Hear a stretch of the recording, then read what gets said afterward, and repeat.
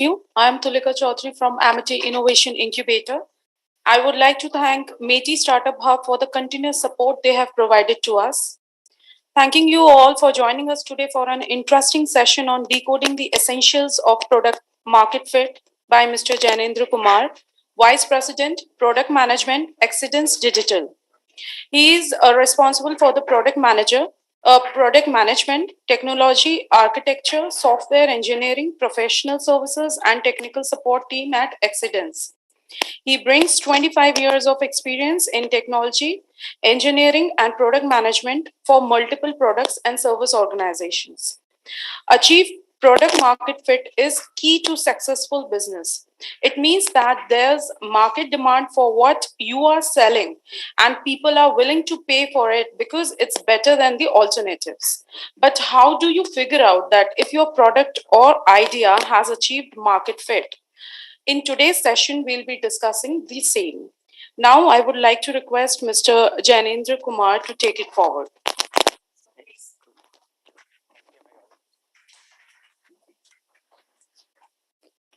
Sound that mobile. Am I audible? Yes. Yes. Okay, great. Okay, great. Thank you. First, I would like to thank Vijay and the entire team for giving me the opportunity to come here and speak in front of you. Thanks, Vijay. I can see you. All right, great. I think you have already seen the introduction bit, but yeah, I'll just give you a little background. So about me, I am currently running the product management, engineering, services, and support function for Excellence Digital. I will talking about Excellence, but a little additional background. So I have worked across the startups to large enterprises to medium organizations, small to medium sized organizations as well, and seen different challenges and different market. Have worked with multiple verticals, including education, retail. Now, retail I have not. Yeah, retail also, but more from this utilities market,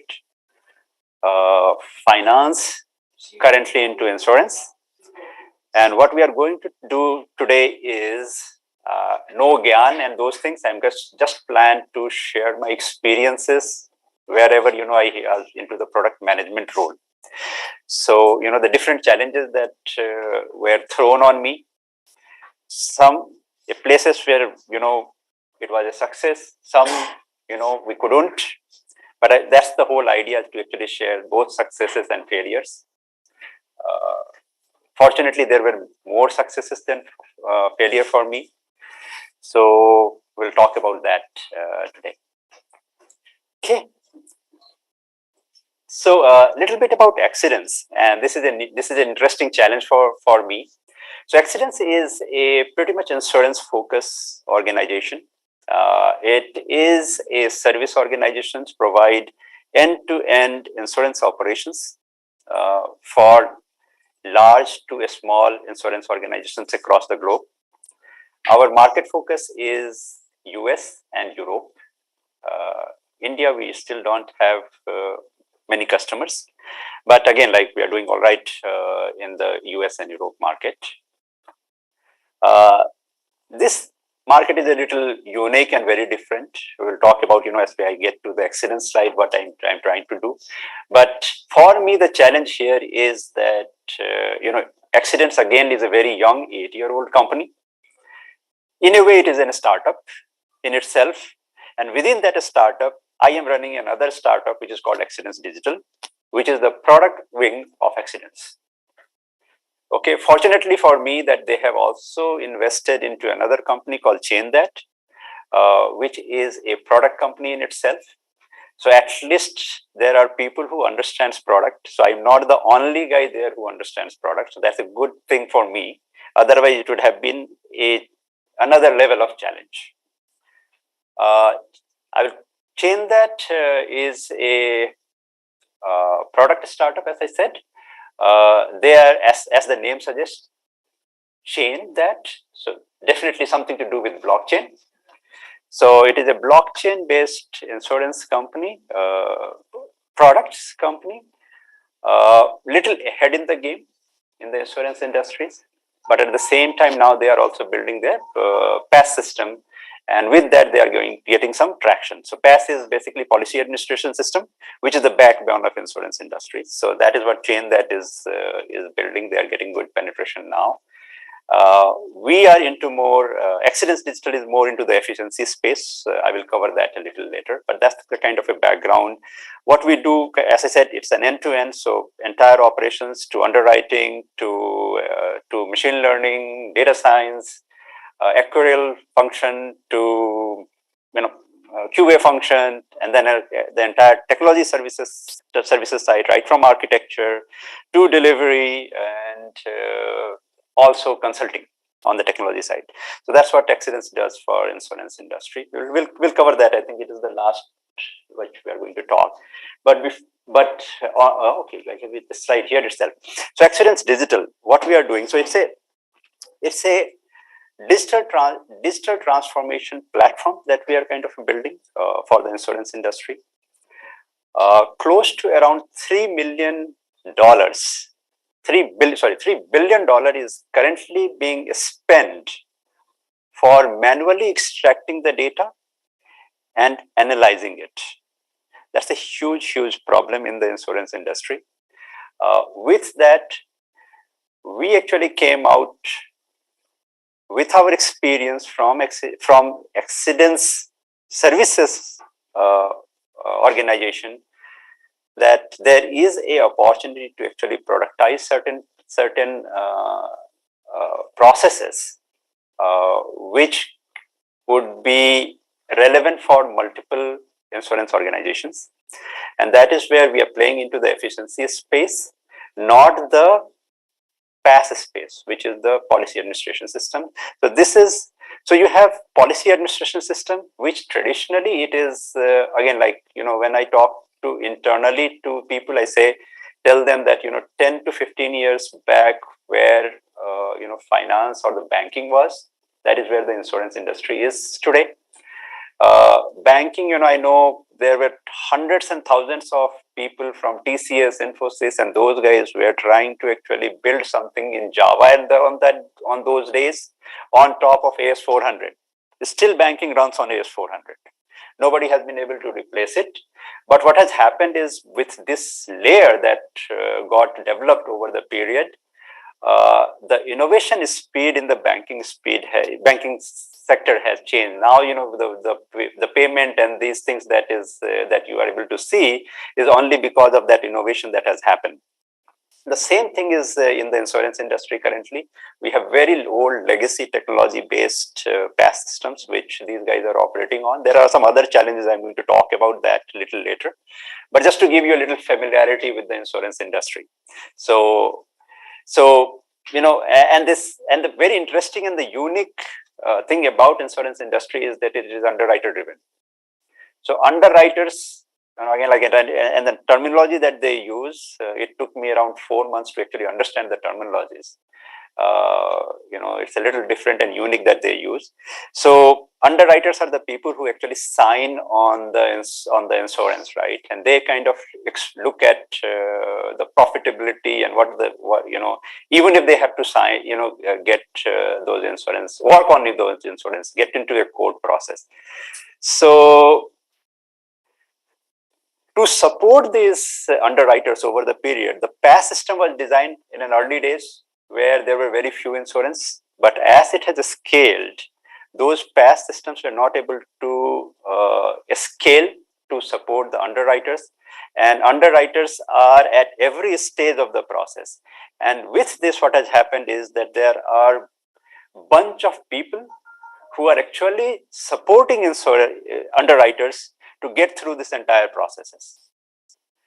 So there is definitely a gap which technology can fill, and that's the 3 billion opportunity that I was talking about, where these are the people who are extracting that data manually, feeding it into an Excel sheet for the underwriters to analyze so that they can underwrite or sign on the quote. So that's where we are, and I will talk a little bit more about it in detail. But interestingly, and then the problem that I have faced, we'll talk about that also. So quickly on agenda. So as I said and promised, no Gyan, nothing about product management I'm going to talk about today. I am just going to share some of my stories, experiences from different industries where I was thrown into the challenge of product management. And product management is a challenge around, and these are like mostly from startups. So let me quickly go back on. It's stuck somewhere. Can I go back to that slide, agenda slide? Here it is. So, I worked for a company called Encyclopedia Britannica. I think people will be all familiar, around 300-year-old company. I think one of the oldest companies, and is still there. So that's another innovation journey. So I was asked to head their Southeast Asia digital product management organization, and we were able to kind of grow by 4 times in 3 years, the digital business. We'll talk about that, how actually it happened, and it's just a fascinating story, right? We actually did something very different from what Britannica was doing. So we'll talk about that. Then I worked for RateGain. Are you guys familiar with RateGain? RateGain is a successful startup from India in the tech space. They are into health, hospitality and travel industry. Recently got to an IPO. And so that's the journey, right? It has seen the journey from starting, and how much old it will be. It will be young, 15 to 18 years old, oldest startup. When I joined, it was around 10 years, and we still used to call it a startup. So something around that. What was the challenge that we were facing around that period, where it was around 10 into the market, and product management challenges around that. Pitney Bowes, I think you might not be familiar with. It's a big, large, 100-year-old company from United States. They literally print money. Yep. So they print stamps, USPS stamps. So we'll talk about that, how the challenge that they were facing, and how actually what all was done. And so that is where I guess I'm going to talk about the KPI, what to measure and what not to measure, and how actually the measurement itself makes a difference. And then we'll talk about Excellence Digital, which is very, very young. It's a startup, and still I am figuring it out, what will work, what will not work. Okay. But before that, this is the question which we are going to start from. Is it an art or is it a science? And hopefully, by the end, we will also have that debate among ourselves, that is it an art or is it a science, right? Currently not biased either ways. Let's see, what we get to. Now, Encyclopedia Britannica, any background? Young people, do you know Encyclopedia Britannica? Those people, yes. हाँ, so एक समय पे CDI आई, इससे पहले magazines आते थे. But Encyclopedia Britannica, if you go to any libraries, any good library, they will have it. And it's something that they will boast about, that they have a collection of Encyclopedia Britannica, right? It's the only organizations whose writing is used in the court of law, that as written in Encyclopedia Britannica, page number this, quote, right? That kind of brand that Encyclopedia Britannica has.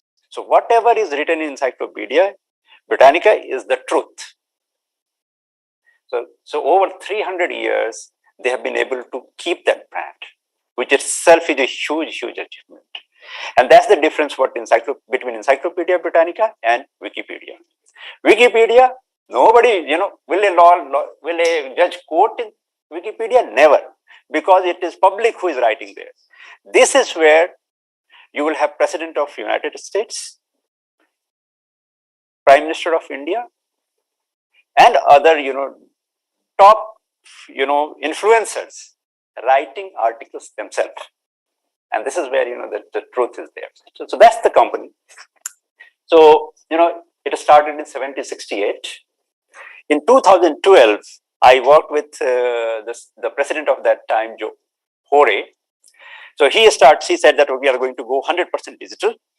And that's how Encyclopedia Britannica in US actually around in 2005 time period started to change themselves from a magazine or a book publishers to more of a digital. And the journey was that they actually started getting into education space, tech space. They come up with Encyclopedia Britannica Digital Learning, Britannica Education, and they started segmenting into different segments. But still, they focused themselves into a reference space. They never got themselves into the curriculum space. And this is Encyclopedia Britannica Corporate. Now, when it comes to Southeast Asia, now you guys all many of you would be in the education space, and it's something which is very, very easy to understand. Hopefully, easy to understand. But when I joined, Southeast Asia, then managing director of Encyclopedia Britannica, very, very smart guy, very respectable, Sarvesh Srivastav. He was the ex-EVP of NIIT. He asked me that, do you know, Jay, in education technology space, there are more failures than success. And the maximum revenue in a education technology space organization has become, barring a few, is 20 crore. And after that, it is stagnant. He gave me 15 days, said that, 15 days, just explore and come back and tell why you will be successful, where, everybody is unsuccessful. The only company in India which was successful and then it actually, synced is Educomp. And it's a case study in itself, right? And I will talk about Educomp also, how we use Educomp to scale, Encyclopedia Britannica. So when you look at it, it says that the space is growing. And we kind of did an analysis. Where is the maximum amount of money in this entire education technology space or the education space? It is the K-12 market, which is the school, which is mandatory market, right? 1 to class 12. Then these smart guys said that, okay, though we have the brand, what is the biggest asset of Encyclopedia Britannica? Is it the content or is it the brand? Generally, in the education space, it is the content. We all have to understand that it is not technology. It is the content. But for Encyclopedia Britannica, it was the brand. And they said, if I have the brand, then we can go anywhere, right? And that is where these smart guys decided that where is the maximum amount of money? It is the K-12. So instead of being a reference player, why don't we get into the curriculum business? And these guys went into the curriculum business. And I will tell you what happened after Encyclopedia Britannica and how these guys scaled. So very, very smart guys, people to actually, look forward to. So they started building content, started putting Encyclopedia Britannica brand. So this is the only place, Southeast Asia, where Encyclopedia Britannica is into curriculum business. Nowhere else in Southeast Asia. They fought with Hore, that we are going to get into it and we will make it successful. And they actually made it successful. Now, I get into the picture. We are now getting into digital space. These guys has all the digital product from the US or the corporate, all the CDs and all those things. But how do we now take it into the market? Can I take the products which were designed for international market into India?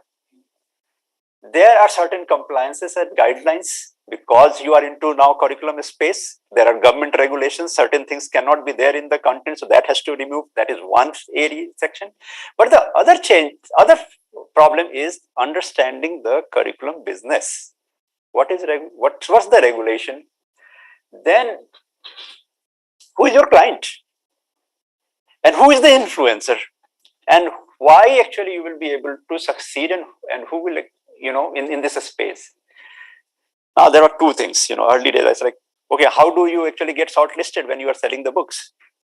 They go, so why a digital guy will get respect in a business which is pretty much physical, right? That was the first thing. Then we realized that when these guys go to school, they ask them to put their books into a bin, and they cannot even go inside. Whereas a digital guy has access to the principal and the director of the institute straight away. And that is where I was able to make friends with the physical sales heads.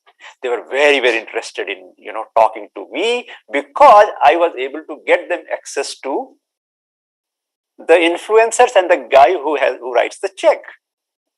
I said, that is good. So that way I got an entry into that space, and I was able to understand the problem kya hai.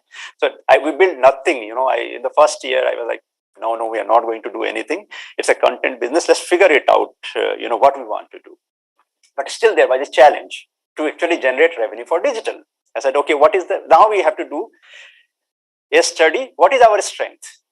So of course we are a reference content, and it's the topmost strength. And this is something which, everybody understands, that this is the most authentic content in the world. So what is the primary market? Of course, and like, think about it, I'm looking at now revenue generation. I'm not looking at market fit or anything. First problem for me is generated revenue, so that I can sustain, right? And this market I absolutely don't understand. So I know hamara reference content hai, this reference content is the best of the best in the world. And who would be using this? I'm like, okay, the people who are preparing for civil services, IAS. What they read? Current affairs. Which is the magazine which they subscribe most? You will not know it, but it is Manorma. Malayalam Manorma. The yearbook. First year I tied up with Manorma yearbook, and we actually sell international CDs through Manorma to generate revenue for digital. And all of a sudden, digital revenue, which was something around 5 crores type, shoot up to in double digits. Now all of a sudden, I am now an important person in the company. Right, which is very, very important to actually create, right? Otherwise, nobody is listening to you. Right? Then during that period when I started giving them access to two things happened. So one, they started taking me to the schools, and I got an opportunity to understand the real problem of the schools. So I was talking to, and then something again, like very interesting experience. These guys get me around 45 minutes of time with one of the directors of the company. And we had a CD. We actually had a CD, US CD, and there was some online links into it as well. And this is early days when I joined, and I spoke around 30 minutes around that, and rather 15 minutes. And in that, I talked about this online content. Then this director had many questions. I keep on answering that and all those things. And after around, when I was only left with 5 minutes, this guy told me that they don't have internet connection in the school. So that was an interesting learning that, I wasted entire time. I should have simply said that this runs offline, and, the work would have been done. So that's an interesting learning. So from there, I can kind of realize that this is, with all this, 1 year of meeting with all the principals, directors, I realized that this is a very, very interesting space where I have to work with the teachers. If you really, really want to actually do business, we have to work into the teachers. And I can go, right? Byju's are doing it upfront itself. I knew when the Byji, I was not even understanding why they are getting this kind of valuation, right? But this space is totally controlled by the teachers. That I could realize just, and straight away going to the students, then I have this emotional angle, right? We have to understand. We are, most of the parents are saying, no digital. Schools are also saying no digitals. They have digital detox days. And all of a sudden you are saying pro digital is not going to work. So what is that sweet spot? So I was talking to some, now there are two types of schools, right? They've got A category, B category, C category. So we're talking about, talking to B category to a C category schools. And then we realize that the challenge for the directors are that their teachers are not able to speak English that properly. And it's an English school. And since it is an English school, they can charge higher than as compared to the other schools. So they call it like, public school, the international schools in a B, right? They're like, okay, this is a sweet spot. So I asked them, what can I do to help you? Like, give us digital content, which we can play in the school, right? Which I can give it to the teachers, not to the students. What else do you want? Okay, good. Can you give me question banks? Okay, so that means teachers doesn't want to do anything, or the principal doesn't want the teacher to do anything, because the digital content can actually supplement them. And that is the space we were able to identify, and we started catering into it. Now comes the second question, and these are the things, I'm just telling from experience. It's like contextual, right? You have to understand that context, which context you are in. Then I'm like, okay, this is all good. But what is the cost associated with it to actually test your hypothesis? Our hypothesis is that teachers के लिए करेंगे. But then there is a cost associated. If you are going to school, then there is this smart board, right, that they have. Do you want to actually build your own smart board? We said, oh, absolutely not. We are not going to do the smart board. Then we realized, and that is the EduStroke thing. तो हुआ क्या था इनके साथ में? They scaled like anything. They penetrated into the market like anything. But all of a sudden, they started to disappear at that time. But their disappearance was a blessing in disguise for us, because all their hardwares were sitting out there in the school and nobody was using it. I'm like, okay, that's a sweet spot. Let's build content that will work on EduStroke's hardwares. Then we said, why only EduStrokes? Why not on all? And me coming from a technical background, I was very, very confident we will be able to do it. Then the product management guys got into my head. Said, oh, we have to do it, next gen, cutting edge, HTML5, CSS. Still you will say, encyclopedia, HTML5, CSS, सब कुछ लिखा होगा. Okay, very good. We started building the content. But then somewhere, down the line, I also realized I have never seen this smart board. So I asked my sales guys, can you give me access to one of the school where I can find all kind of smart boards? They managed to find one in Faridabad. I went there. It was me and a product management lady. So we two actually went there. We started testing it. It was not working. And it was the Linux smart board. Okay, good. So this is not EduStroke, not working. Then immediately I called the engineering guys. Guys, all of you come to the school. And all the leaders, engineering leader, product manager leaders, everywhere were there.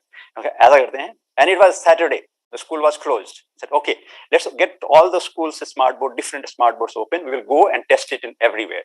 We realized that the Linux was running on Linux 14 point something or 12 something. I still remember that version. And at that time, the market version was around 24. How would HTML5 CSS work there? Never. So that was my experience, that early testing in the market is so very important. Otherwise, it will be a failure. Absolutely failure. Then we said, okay, we need to scale down.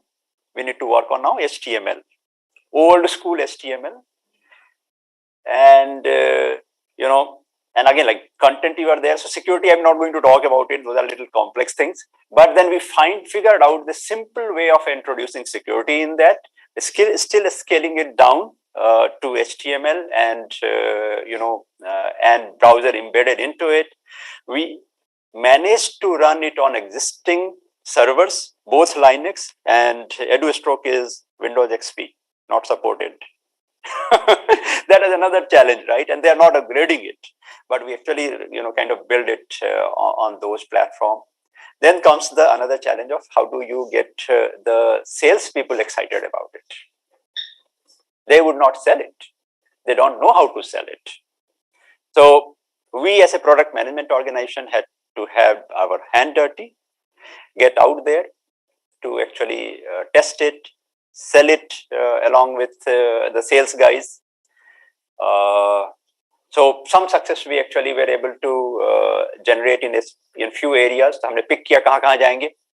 So Hyderabad is a place where there are large schools managed by, there would be CEO and chief operating officers of schools. That's the Hyderabad area. So we actually picked that area, started, installing it in few of those schools, and then they will actually get it pushed. So we use the school to actually push that those contents in other schools. That is how we generated interest. What happened, and the pricing model I'm going to come about it, right? How do you price such things? So that is where we're looking at okay, how do you price it? So the best thing was that the school is taking our content. So we said, okay, there is going to be a multiple SaaS kind of a pricing that you guys are aware of. So basic is your book, basic plus this thing is this much, and that is how we came up with the pricing model, and that kind of worked for us, and that is how we went into this market, and that was a game changer for us. There were people who actually had signed contract with other publishers. They canceled those contracts to get us in that year, because we were very focused where we are going, which school we are targeting. We're not going to A+ guys. We're going to B category schools. Very, very focused. We know that principal has a problem, and that problem is the teachers. Teachers are not able to speak English. It's an English school. They are calling it as a public school. So we have to give them digital content which can run on the smart board, and we have the question bank. So we straight away answered the question to the principal, and we used to go to the principal, just showcase the content, showcase the question book, and principal is all good. Now, she is not aware, she is not afraid about, कि हमें teacher चाहिए भी नहीं, right? She can run the school without teachers. And it was a huge success. So that is where the contextual understanding the market, and again, like early testing is so very important when you don't know the market. यदि आपने test नहीं किया होता, मैंने तो मतलब after 3-6 months we would have gone there, and it would have been an utter failure. But we tested it, and we knew that where the operating system and what are those things there. So that's kind of a learning for me. And I talked about adjacent opportunity to generate revenue when I got there. So this is good experience from Britannica. Now coming into the next stage, that is the rate gain. Rate gain was around 10 years into the business when I joined Rate Gain. A little background of Rate Gain. So they are into hospitality and travel industry. You guys book hotels, right, and airlines tickets. What's the frequency of their rates that getting changed? आज आप book करते हो तो 5,000 का मिलता है, next day it is 6,000 उसी दिन, right? एक घंटे के absolutely. The person to blame or the company to blame is Rate Gain, right? And their competitors, and there are very few competitors. So it's a sweet spot that they found, right? So if you look at is the problem for airlines is the same problem with hospitality industry. What is that problem? And if you start thinking about it, you're like, they cannot increase the inventory. Can they increase the inventory? That's the difficult part. It costs a lot. It's in crore. Otherwise, anybody could have got into this business, and it's difficult to change the inventory, increase the inventory. So what best they can do for them is to play with the price so that they can get the maximum value out of the current inventory that they have. And that's the space where RateGain plays. And it's a challenge for airlines. Airlines बहुत पहले से करता था. Hospitality industry is a little later in the game. Now there is another problem into this. एक और problem है. With the new technology coming in, like the OTAs, आपका Make My Trip, Trivago, Booking.com, these are like OTAs. Now you have your inventory which you are selling yourself, and then now you have your inventory which goes to these OTAs also. So there is a distribution problem because you have fixed number of inventory, they are also booking it, you are also booking it. So what they do, आप देखते हो जब आपका ticket मिलता है तो उसमें लिखता है J, कहीं पे K लिखता है, कहीं पे L लिखता है, right? Have you understood what actually these are? Like on the tickets they will, or on the boarding card they will write L. What is this L? What this L means? It's nothing but it's a batch number of pricing. Which batch they have, you have got. So the guy sitting next to you must be paying $3,000 and you have paid $10,000 for the same seat. But then you then just check with that guy, right? उसमें क्या लिखा है, L लिखा है, K लिखा है. That will tell you the actually pricing. And that's the batch. So they release that inventory into that batch size, and that batch actually decides the price. उस batch का price होता है. And inventory is the same. You get the same thing, but at a different price. How that happens? So again, like इसका RateGain का story भी है कुछ. I will not get into those story, but I will tell you that where is the major business? It's purely a data business. And data business is about getting the data of your competitors in that space, right? So they came up with an idea that, okay, let's scrap the data or partner to get that data and sell that data. And still, I think 40 to 60%, or maybe majority of their business is selling data. And they scrap data from the net. They have partnered with OTAs and these guys to actually get data. अब मैं आपको समझाता हूँ कैसे हो रहा है. Now say, Redison is here in Noida. They will have few competitors. They have already identified. This company already downloads all those data on a 24 days cycle. And how it works is they have revenue managers. And the revenue manager's responsibility is to change the rates frequently.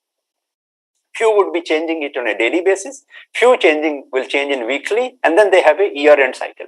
Sorry, a monthly cycle and year-end cycle where they actually change the rates. So they need this data before the revenue managers starts their day. Earlier, there were people who used to scrap all that data and make it available for the revenue managers. Now RateGain has those offerings. They have bots running in the back end, which will go to various sites, scrap that data, put it into data, create that report for those revenue managers. Right? So that is how they started. Then there is a parity problem. So there are, like, with this new technology, there are other problems. OTA will be selling it at a different price. There is a they will not, the guys will not come to their site, so they have a parity problem. Then there is a branding problem as well. So over the period, they have kind of created these different product suites.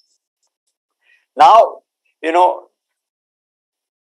I joined, they have two different problems. One problem was basically about products quality, but I'm not going to talk about quality. That's an engineering problem. The other problem was competitors. They were into such a unique space for around 10 years that they didn't have many competitors. They were the king of this space. So there was OTA Insight in US, and there were many other startups, not in US, Europe. And then there were some very other startups which got into this space, mushrooming around this. I will come back to this slide, but this is the space. So how do you kind of handle those? Right? You had a unique idea, you started with it. But now you have competitors coming into this space. So how do you kind of handle it? That was a very big problem that was thrown by the CEO Bhanu Chopra to us. We kind of understood that all these smaller players or the startups are into a specific segment of the entire value chain that we are covering, but they are not an end-to-end player. For until that time, we were going into the market with the similar message: we have this product, this product, this product, this product. We were never a platform which can address the entire hospitality problem or a travel industry problem. We started repositioning ourselves and created a perceived value that none other competitor would be able to match. And that's how we changed the entire conversation. When we were no more in a startup, we were a established organization in the hospitality and travel industry. So that is how we kind of address those competitors mushrooming into that space. Through that change, of course, there was a technical change as well that we had to start to work on, but that was the messaging, market messaging, right, which we started to change. People perception started to change. They started to see us as an established player rather than a startup, which was a startup problem, right? We were a startup at that time. Yes, please. So does the center perception messaging that you sent out and their big price points that you must be operating on, having doing that in the startup community? The price points would be different. The price points for a startup would be cheaper. Even if it is coming into particular products, I can aggregate at my level as well. Yes. Still be cheaper than what the rate is. Yes. That. And second is, was it even a consideration for you as rate to acquire these startups and make your life easier and you possibly have more faster, better solutions and services? No, absolutely. And I think your question is very relevant, and all of it has happened. Okay. When we changed and we started changing the perception, then how would you change in the market? You start having bundle pricing. And certain times, when there is a renewal, you will throw some products free, right? Because you have to have that renewal. Otherwise, you have competitor who can actually take that space. You want to get that competitors out. And since it is your own product, so these are the things that we did. So, few products around branding, we kind of gave away free for renewals. And we started having bundled price across multiple products offering that we had. And in bundled price, there were deep discounts we were doing. So that is one. Second was acquisitions. Of course, we actually, again, like when you get to that stage, M&A is always there. You start looking at complementary options out there and you acquire, and either you make a decision whether you want to integrate or you want to opt for one of the options that you get from acquisition. So all of those things actually happened at RateGain. RateGain acquired few companies into the branding space where we were a little weak, and it was not an integration. We actually started selling the acquired product. Again, like these are the things which is a decision that has to be taken. Which is it integratable, or you want to actually. But most of majority of the acquisition we start looking at to get additional market reach. Very rarely, sometimes you do that technical acquisition.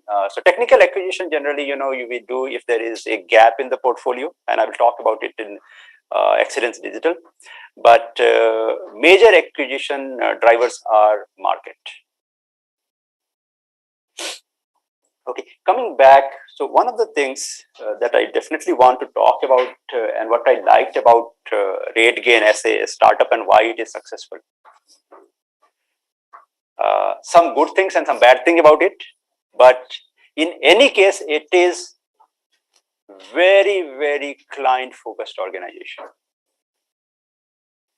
Everything actually what they do is around client, and that differentiate RateGain as a startup, and that's, I think, is the reason why they are successful and they have reached to an IPO level. Not the culture, not the technology. Of course, they have those, but it's the obsession around client. They know their customers, they know their client. Midway, I remember we were having a platform upgrade. Somebody called a customer, we had to stop it. So that kind of a client obsessions that that RateGain follows. So it's not just talk, but they kind of live that talk.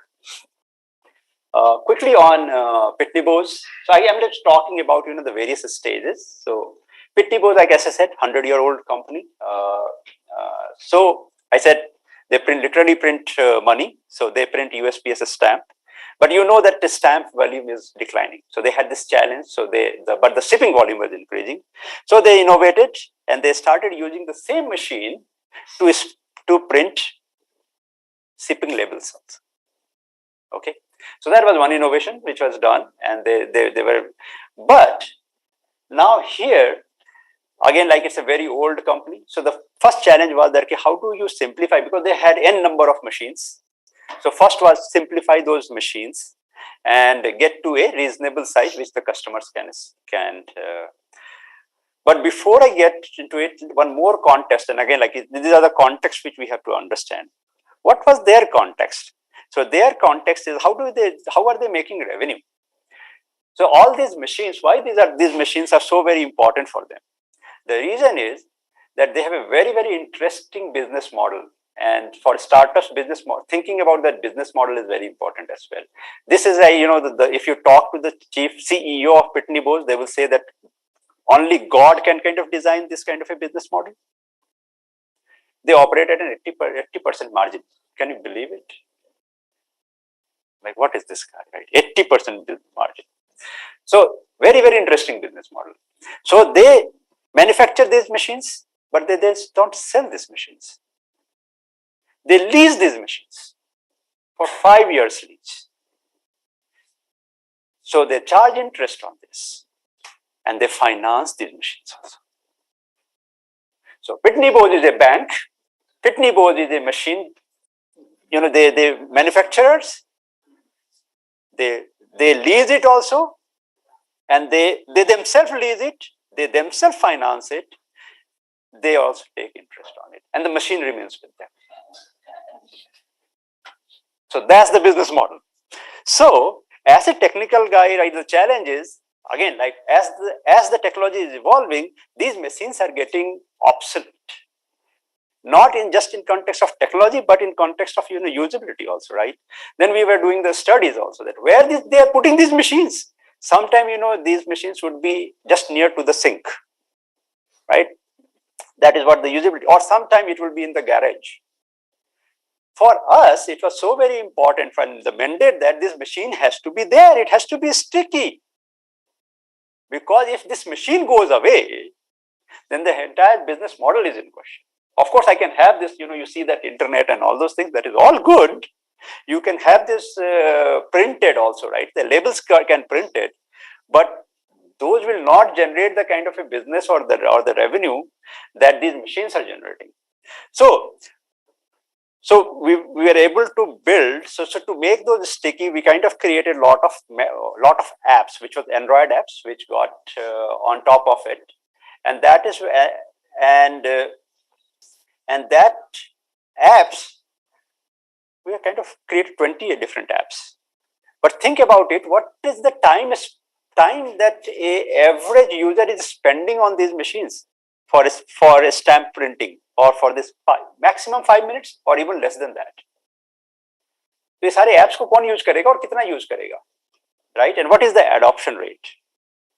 So this is where the big question was that what should be our KPIs? What should we be measuring?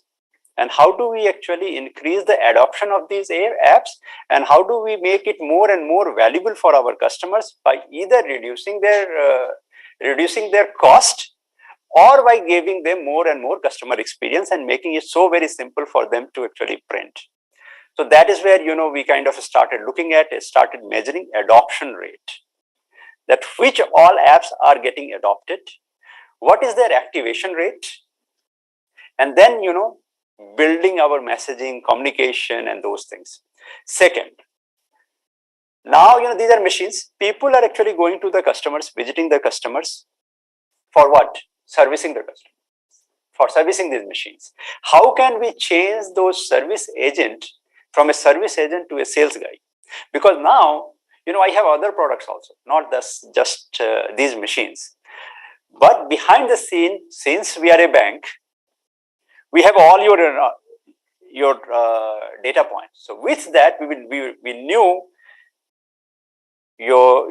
so many data. So with that, we kind of started segmenting, and we knew which kind of different products we can offer, and we converted those people who were the service agent into sales, and they started to have very, very meaningful conversations with them. That, by the way, we believe that this is the product that you can actually build, purchase. Second, AI and ML. So preventive maintenance is something that we started doing, but that will never generate a revenue. So what actually will generate a revenue for us? The cartridge. So proactive cartridge delivery before it expires, $15 million in 1 year, just by that proactive that we started doing. Second, which was the most innovative work. And again, I'm just talking about the context in which what product management has to think. It is more about that context, you have to figure it out. We have built everything on USPS, which is United States Postal Services backbone, right? We get around 80% discount for USPS. So we can actually give them a very good rate. But then we are doing we have all the data and all those people who are on machine learning and AI. So we realized that the base product that USPS is selling and the premium product, which is priority delivery, priority delivery, and is like $1 versus $15. So people were paying $15 for priority delivery as compared to regular delivery of $5, which they're paying say $1. Then we said, okay, let's do some AI ML work behind the scene from point A to point B, and we kind of analyzed that on those regular ones where there is 99.9% success rates. Pitney Bowes kind of, as an organization, we were able to analyze that. Then we came up with our own services on this app, which was called Pitney Bowes Guaranteed Delivery. We were not delivering it. It was USPS delivering it through the regular services. We are only charging 50 cents for Pitney Bowes Guaranteed Delivery. That's it. If it fails, we will pay you back this much. That's it. Nothing else. So that was a kind of a pure play opportunity that we kind of identified in that space. So again, like it's all context, thinking in terms of business mindset. And so now coming on Excellence Digital, what we are doing. So now again, this is also a story. So when I joined, we had close to around 50 people in the organization working on the products. But then they were looking like your MVP banayenge, and they were waiting for anchor customers for all the products. That's one of the customers will come, then only we will build the product. And again, this is I'm repeating the context. Then I like, okay, how many customers total we serve? Close to around 150 plus. Okay, great. How many customers are there in the space where we are building the product? Oh, we already serve around 50 odd customers. And then why are we waiting for anchor customers? What happens when you go to the customer? They ask for a demo build product. Okay. Do we have a demo build product? No. Why? Because we are waiting for anchor customer. Okay, come on. How confident that we are of building this product? And that is where we made this pivotal shift. They're saying that, okay, let's not wait for anchor customers. We start building those products. Now, and that is how we kind of started working on it. Now, this space, again, like, talking about the market fit, and that's kind of the agenda today. So again, we already have those operations people who are helping, working with customers. So we know, or we have a deep insight and knowledge of those processes. So only thing for us is to actually build something configurable which can actually work for multiple customers, and we kind of create those offerings. So at this point, what I can tell you is that all these products are in development. We have good sales pipeline, sales funnel. So that is where we are working on, and I said that it's a startup within a startup. So very early days. It has been around 4 or 5 months, but in 4 or 5 months we have just put our energy in building the product. So what for Excellence Digital, my takeaway was, first is that what was the top problem. Okay, so this is interesting. Good that I had this slide. So there is identification of the top problem. Why these guys were waiting? So we're not able to build product. So one was, of course, waiting for the anchor customer. But there was another problem, and the another problem, I think in the starting I have told about the 3 billion opportunity. That is the data extraction. So these guys were building a data extraction product of themselves. I said, let's actually now divide this problem into a smaller chunk to understand what actually it is. So we actually start understanding it. So there is a structured data, there is unstructured data, and then there is semi-structured data. Then I asked these guys the question that, okay, structured data ka size kitna hai? They said 60%. Like, come on, why are you guys waiting? Focus on the structured data, get something out. So it's like narrow it down to the top problem, just address that, and then you can actually get ahead. So we solved that problem. Of course, I have now a solution for unstructured and semi-structured also, but then identifying that was the game changer. After that, building confidence around the organizations. These guys were trying to do it for the last 2 years. Whenever they will hear us, they're like, इनसे तो काम ही नहीं होता, कर ही नहीं सकते हैं. So that confidence building internally and externally is also very important, and that is where communication and all those things are also important. Now coming to pricing for a startup, right? This is the same challenge I have. I don't know. There is no, because this is a unique space where there are very few products out there, and then there are competitors who have rooftop pricing, and very difficult for me to even know the price. So what is this? Like, okay, we'll have a skimming pricing, whatever comes, right? One internal customers, we give them a efficiency based pricing, and for external, we will go with a very attractive pricing, and we'll call it as an introductory pricing. And in next year, we will change the pricing strategy. So that is what we are going with in the market, saying that, okay, whatever comes, that is what we will go. Internal, it's an efficiency based pricing, which is value based pricing. External, we are going to give a very attractive pricing as well. But 2024, we will change it as we know the competitors, that what their pricing model is, because at this point we don't know it, right? So that's a big question for startups, that how do you price it? Now, as a product manager, right, you have a sales organization. For me, everywhere, right, one of the things is that product management, or as a startup founder, I would own the sales funnel, the end to end, even if it is the sales team who is managing it, but I kind of own it and I question them, right? And I help them, because if product management, don't own the sales funnel, sales is not going to happen. So that's there. And then many a times again, like, this is nothing, like, you have, do it yourself. So karna hi padta hai. So that's something that a startup has to do, and the product managers has to do as well. So that's kind of a learning here. I cannot say that at this point whether I am a success, whether it is a success, or where actually it will go. But there is a lot of confidence. I have a good sales pipeline.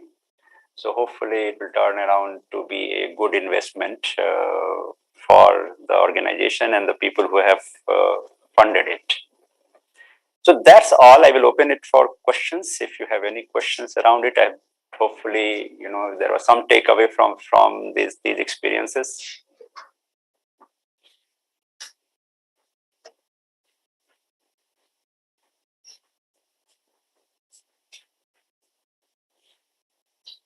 Yes, sir. As far as As far as sales funnel is concerned, so I'm also, as I told you, that I'm also running a startup which is into education space, and you have already been into education space. Uh, that's predominantly considering myself. Uh, when you go into that space and understand the sales funnel, which is going from top to bottom, influencers are sitting at the top, and when our sales team goes there, reaching out to those influencers is a task. Yes. So I'm just presuming that uh, what kind of sales strategies, rather I would say, should be there, which can take sales team directly to influencers.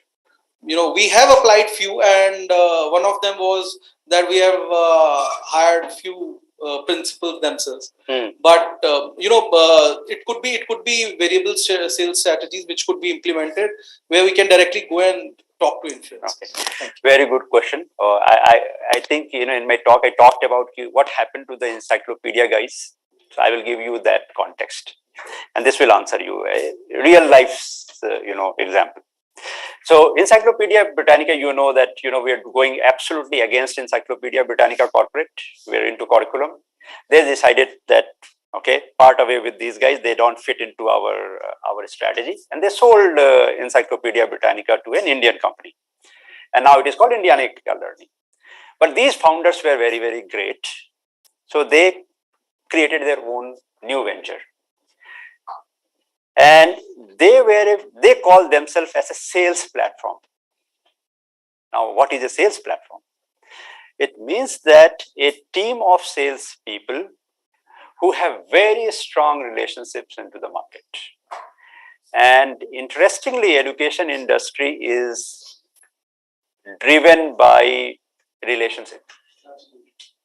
So I don't think if principals आपको उतना help कर पाएंगे, then these guys who have deep connects and who are into the sales, I will recommend you get those guys into your organizations, because this is very much relationship driven business.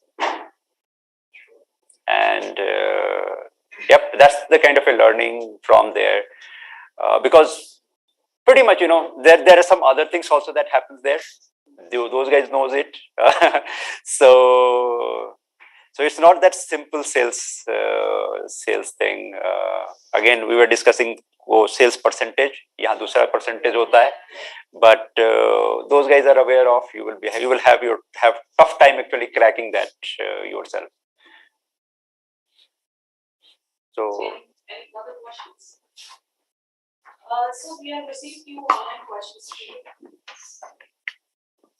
So what is the difference between traction and the product fit market? Product market fit. Traction, product market. What is the difference between traction and product market fit? Okay, great. So market traction and product market fit. Okay. So this is again, I will say that when we talk about the market fit, it is about a problem that can address or that solves problem of a specific segment of that market, that niche, right? As a startup, you cannot address the entire market, right? You say, okay, I am building a product which is solving a problem, but it is solving a problem for one specific market segment, right? That is the market segment and market fit. So for example, when we looked at, and I can give you the example from education technology, that Conceptpedia, which was our product for the smart boards, हमें पता था कि हम B grade schools पे जा रहे हैं, right? So that's my market segment, right? So that's and how do you get to that product market fit? We created a product. We started testing it with few of those schools. So when we tested it with 2-3, we were able to okay, this seems to be a market fit. Then we started to scale it up in the local region, where I personally visited in the NCR area, as well as we went to this Punjab and then Jammu, and started to sell that. So that is where we were able to identify that, of course, this is a fit into the B segment, but it is market fit. How do you get attraction is another example when I said that we actually identified Hyderabad as an area, and just one visit there, and all of a sudden we see that there was attraction, there was an intake for our product. Then you actually scale it up, and we start investing in training all our sales staff on the product, because then we knew that there is a humongous amount of traction. And then for traction, there you have to create sales enablement and all those toolkits that sales can take themselves, because many a time sales are not the best people to sell the digital offering. So another question is, what defines product market fit for consumer internet products? Yeah, this is a tough one. See, I will pass this question. I am not from the consumer space, but and a few I was talking about those were spaces which is very, very difficult to actually. I am not the best person to answer that question. I am a B2B person. Oh no, and any question from the virtual audience in case they want to ask anything to the speaker? So you can put your question in the Q&A section, or you can raise your hands and we'll unmute.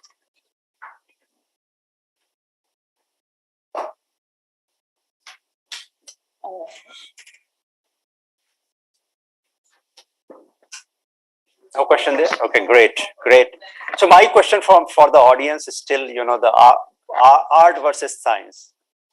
So people who think it is art, can you raise your hands? Or is it a science? It's an art to science, I would say, because there's certain parameters that you can think on, but ultimately it's contextual. Yeah. I think over a period, I come from a science stream, engineering stream, have done it. But I think product management mostly has been an art. And it doesn't come, many a times you have to keep that, science and the mathematical models aside. And it is pretty much, it is art, because contextual, if you are able to get that context right, and, business model thinking, and how do you hire product managers also, right? Mostly, I look for growth mindset, nothing more than that. People who have growth mindset can be a very, very good product manager as compared to those people who are, questioning and who are like more of a manager. Can I just ask you one? Yes. So basically, I manufacture stationery products. Yes. So we are a product-based company. So I just wanted to understand that how important is a product manager. I cater to the retail industry, shop to shop, yes. School to school, which I just learned. Yes. So how important is a product manager is for me, for my organization? Can you just help me out with it? Okay. Now, again, it is contextual, I said, right? So where actually you are, right? So product manager's job is, what is the job, right? The product manager's job is again, like मैं ज्ञान में जाऊंगा थोड़ा सा, is about value management. It's nothing more than that. It's just value management. So whatever your product is, what's the value of this product for the end consumer, or the guy who is going to buy it, who is going to write a check? And that management is the job of product management manager. So if you are able to, if you can hire that kind of a product manager, he will definitely be able to serve a lot for you in just generating. It could be, just repositioning your product in terms of communication of the value, or it could be identifying certain area of innovation where, you are not meeting the needs of your end consumer or the buyer, potential buyer, but that's where the value will actually come from, because they are the people who manages the value for the consumer and the buyers. So you should be looking for that only. Nothing else, kya skill hai tumne? Can they manage value? Can they understand the context? Can they come out and figure it out, what value this product can drive? Or in that market, or could be in this other market also, right? But it's basically that growth mindset and the value management. If I have to add one more point to what Jay just mentioned, see, product manager, in terms of the qualification side of it, it can be anyone who is a 12 pass also. It can be anyone with a tech degree also. Companies like Apple, Samsung, what they do is they take product managers from BA honors kind of a thing. Now, why they take someone from that angle is because they don't want technology to be driving their thing. Yeah. Product manager is basically the person who take the vision of a founder or the CEO of the company on building the product. So when they are hired, their job is just go in the market, understand what's the customer pain points are there. They will just go and understand the pain points, nothing else. They will come back with those pain points and say that, boss, our customers are in deep pain. These are the problem statements. Can we as a company do something for them? He will not say what need to be done. That is the job of a engineering team or a CTO who will come out with them. That's it. His role is just to understand, like doctor when they ask questions. So he try to understand deep dive. Same way lawyers, right? So it's more of just asking the right, understanding the right consumer, what the consumers are going through the pain, right? That's where. Absolutely. Yeah. But yeah, domain knowledge sometimes helps. Sometimes, not having domain knowledge also helps. It's again, like, it's all contextual where actually you are in the process, because product management is a life cycle where you are. Are you at an initial phase? Are you at a growth, or you are at a maturity phase or a decline, right? And then the product management role actually changes from that stage to stage. Jay, one question has come through the virtual mode. Sandeep Paggy is asking, any generic top 3 guidelines to determine product market fit? Okay. So there is just one, I think, just one. If you are able to address, or your top 3, or as early adopters are happy, top 3, top 4, depending on ki kitna bada market size pe ho, then you can call it as a market fit. But at least you have to get to 3 to 4 customers who are happy with your product, and you know that you are solved. Not that ki aapka friend hai bol raha hai ki haan ho gaya, but they are genuinely happy, they are using the product, and they think that you have solved that particular problem for those 2 to 3 customers minimum. Then you can say that it is a market fit. Again, like in the B2B space I'm talking about, I'm not getting into the consumer space. I'm not the best person to speak that space. In fact, yeah, I think what rightly he pointed out is a validation has to be clearly done in that, and that should not be biased one, right? Yeah, self-bias nahi hona chahiye. You just get their genuine feedback, they start using it, you see adoption, then you start scaling. But you have to, and personally you will have to go and ensure that they are using it. Hota kya ki aapke samne to bol diya, but if they are not using it, and the example is there, मैं अपनी बोझ का बता रहा हूँ कि there is like 5 minutes वो sink के साथ में रखा रहता था, those products. But yeah, they had a need, they were using it, but for 5 minutes only. But that we have to know exactly कहाँ use करते हैं, कितना use करते हैं. We have to be honest with ourselves. Sure. Fantastic. We're done. Any questions from in-house? Any last question?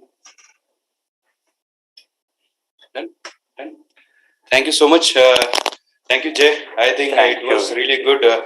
See, these early stage founders, they are in the market testing out their product. Some are at a MVP stage. Some have already developed their product, and it's always good to understand a clear picture about what is a product market fit.